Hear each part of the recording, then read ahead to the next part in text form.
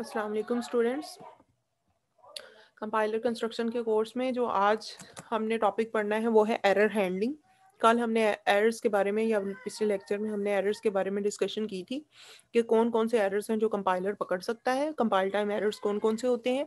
आज हम उनको हैंडलिंग को हैंडल किस तरह से करते हैं हमने वो देखना है। एरर हैंडलिंग में 3 चीज़ें आ जाती हैं: फाइंड एरर्स, डायग्नोसिस किस किस्म का एरर है, और एरर रिकवरी। एरर जो है वो कंपाइलर के किसी भी फेज में अकर हो सकता है। एरर हैंडलर जो है कंपाइलर के किसी भी फेज में उसी तरह से कॉल हो सकता है। टाइप्स ऑफ एरर्स कौन कौन से? लेक्सिकल एरर्स हो सकते हैं, सिंटैक्टिक एरर्स हो सकते हैं, सिमेंटिक एरर्स हो सकते हैं। इसके अलावा इन तीनों के बारे में हमने कल डिस्कशन कर ली थी पिछले लेक्चर में। इंटरमीडिएट कोड जनरेशन जो है उसके अंदर किस तरह के एरर्स आ सकते हैं? Errors can occur due to incompatibility of operand type of an operator. यानी आप क्या कर रहे हो कि एक लैंग्वेज से कोड को दूसरी लैंग्वेज में ट्रांसलेट कर रहे हो, तो उसमें कंपैटिबिलिटी के इश्यूज आ सकते हैं। हो सकता है कि आपने एक लैंग्वेज में एक ऑपरेटर इस्तेमाल किया हो, उसके इक्विवेलेंट कोई भी ऑपरेटर जो आपकी टारगेट लैंग्वेज है उसमें मौजूद ही नहीं है। तो इंटरमीडिएट कोड जनरेशन में इस किस्म के एरर्स आ सकते हैं। कोड ऑप्टिमाइजेशन में एरर्स आ सकते हैं। Error can occur during the control flow analysis. तो आपने जब भी कोड ऑप्टिमाइज करना है तो आप ऑप्टिमाइजेशन में आप एक्स्ट्रा चीज़ें रिमूव कर सकते हैं, कोड को बेहतर बना सकते हैं। यानी अगर कोई कैलकुलेशन ज़्यादा टाइम ले रही है उसको कम टाइम में कंट्रोल करने की कोशिश करते हैं। तो इसमें आप एनालाइज करते हैं, अनरीचेबल स्टेटमेंट्स कौन सी हैं इनको रिमूव करते हैं। तो इस दौरान जो एरर्स आएंगे वो आपके कोड ऑप्टिमाइजेशन के एरर्स हैं। सिंबल टेबल एरर्स आ सकते हैं।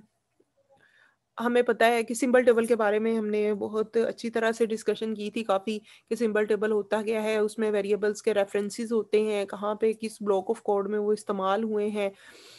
तो इसमें आप बुक कीपिंग की जो रूटीन्स होती हैं, जो एल्गोरिदम्स होते हैं, उसके दौरान जो है अगर आइडेंटिफायर कोई डुप्लीकेट डिक्लेरेशन है तो उसकी वजह से जो एरर्स आते हैं वो सिंबल टेबल के एरर्स आ जाएंगे।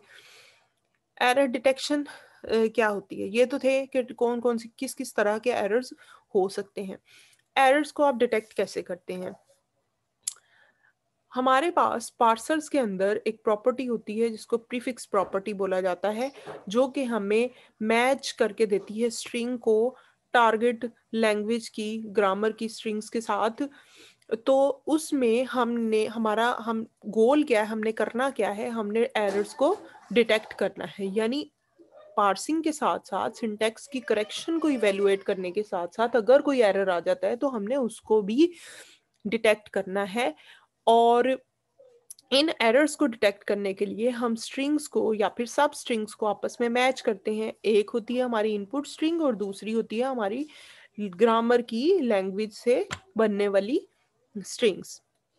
यहाँ पे एक एग्जांपल है, अगर फॉर के अंदर आपने पैरेंथेसिस के अंदर एक सेमीकोलन लगाया है जो कि एक इनवैलिड चीज है, 2 सेमीकोलंस आने चाहिए फॉर के अंदर, तो ये एक आपका एरर होगा। तो इस एरर को डिटेक्ट कर लिया जाएगा। अब जो तीसरी प्रॉपर्टी आपको बताई गई थी वो है एरर रिकवरी की। एरर रिकवरी के लिए कंपाइलर्स के अंदर 4 तरह की स्ट्रेटजीज इस्तेमाल की जाती हैं। Number 1 is panic mode recovery. तो पैनिक मोड रिकवरी की जो टेक्निक है उसके अंदर क्या किया जाता है कि जितनी भी इनपुट इनवैलिड आपको मिलती है उसको डिस्कार्ड कर देते हैं जब तक एक सही टोकन नहीं मिल जाता या एक वैलिड टोकन नहीं मिल जाता। क्योंकि जहां पे भी गलती आई या जहां पे भी आपको इनवैलिड इनपुट मिली वहां पे कंपाइलर रुक तो नहीं जाएगा, वो तो पूरा कोड कंपाइल करेगा। क्योंकि कंपाइलर की प्रॉपर्टी ही ये है कि compiler as a whole compile करता है, पूरी फाइल को कंपाइल करता है, जबकि इंटरप्रेटर जो है वो लाइन बाय लाइन कंपाइल करता है। तो जहां पे भी कंपाइलर को जो इनवैलिड चीज मिली पैनिक मोड रिकवरी के अंदर, वो क्या करेगा, उस इनवैलिड को डिस्कार्ड कर देगा। कब तक डिस्कार्ड करता जाएगा? जब तक कोई वैलिड टोकन उसको मिल नहीं जाता। तो ये इसका तरीकाकार ये है, इसके एडवांटेजेस ये हैं कि ये सिंपल है, इसको इम्प्लीमेंट करना आसान है, हम इनफाइनाइट लूप में नहीं फंस सकते, यानी हम ये नहीं कह सकते कि कोई वैलिड टोकन इस इनवैलिड के बाद आएगा ही नहीं, तो इस वजह से ये इनफाइनाइट लूप में नहीं फंसता। इस रिकवरी मैकेनिज्म को इसलिए पसंद किया जाता है जब आपके पास एक स्टेटमेंट में सिर्फ एक ही एरर हो। अगर एक स्टेटमेंट में एक से ज़्यादा एरर्स आ गए तो वहाँ पे ये इतना कामयाब सॉल्यूशन नहीं होता। दूसरी टाइप की रिकवरी टेक्निक है फ्रेज लेवल रिकवरी। जो पार्सर है वो करेक्शंस करके रिकवरी करता है। फॉर एग्जाम्पल आपने अक्सर देखा होगा, अगर आपने कोई एडिटर इस्तेमाल किया है, विजुअल स्टूडियो वगैरह या नेटबीन्स वगैरह, तो उसमें आपको सजेशंस दिए जाते हैं कि इसको इससे रिप्लेस कर लें, यहाँ पे ये ऐड कर दें, एक करेक्टर ऐड कर लें, इस तरह के जो आपके सजेशंस हैं वो मिलते हैं। तो वो फ्रेज लेवल रिकवरी की टेक्निक है, यानी अगर आपको कोई इनवैलिड टोकन नज़र आ रहा है, उसके अंदर मुख्तलिफ चेंजेस करके वो इंसर्शन हो सकती है, वो डिलीशन हो सकती है, वो रिप्लेसमेंट हो सकती है, या फिर एक्सचेंज हो सकता है कि आप उसको ठीक करने की कोशिश करें। इंसर्शन का क्या मतलब है कि कोई नया करैक्टर, कोई नया टोकन ऐड करना। डिलीशन का मतलब है कोई एक करैक्टर डिलीट करके ठीक करना टोकन को। रिप्लेस का क्या मतलब है कि किसी फॉर एग्जांपल ए की जगह आई लिखना था, उसको रिप्लेस कर दें। और एक्सचेंज का मतलब है एक करैक्टर आगे पीछे लिखा हुआ था, उनकी जगह आपस में ही बदल दें। तो इस टेक्निक का ड्रॉबैक क्या है कि एरर करेक्शन जो है मुश्किल हो जाती है जब आपका एरर पहले ही गुजर गया हो, या किसी और जगह पे एरर हो, आप किसी और जगह पे करेक्शन कर रहे हैं। तीसरी टेक्निक है एरर प्रोडक्शन की।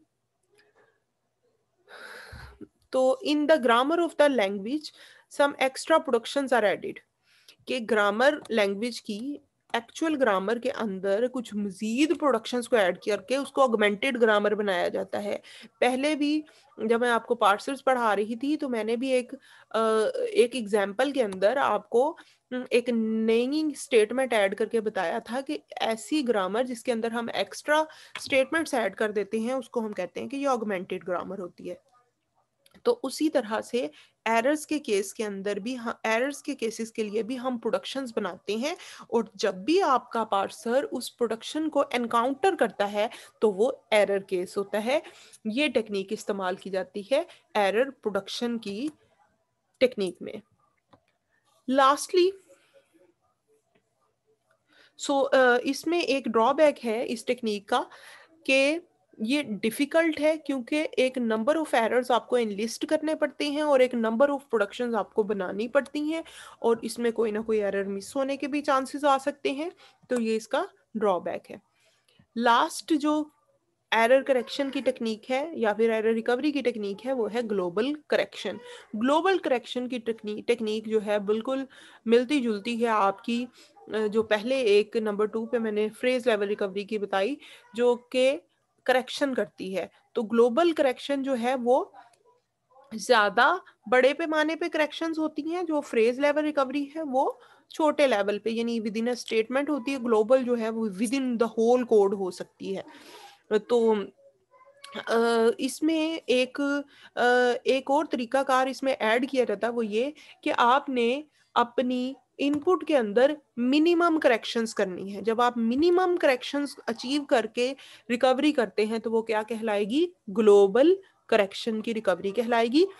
फॉर एग्जांपल यहाँ पे एक एग्जांपल दी गई है कि अगर आपके पास x इनपुट है, minimum number of changes are required for transformation into valid string. So given an incorrect input x, find a parse tree for a related string w using the given grammar such that then m number of changes, insertion, deletion required to transform x to w is minimum। यानी आपने x एक incorrect input को एक correct input में change करना है जो कि होगी w, और उसमें number of changes m होनी चाहिए जो कि minimum हो। तो इसका ड्रॉबैक ये है कि इसको इम्प्लीमेंट करना बहुत मुश्किल है, क्योंकि ऑप्टिमाइज्ड सॉल्यूशन आपको इसके लिए निकालना पड़ता है। तो ये थी आपकी एरर रिकवरी की स्ट्रेटजीज।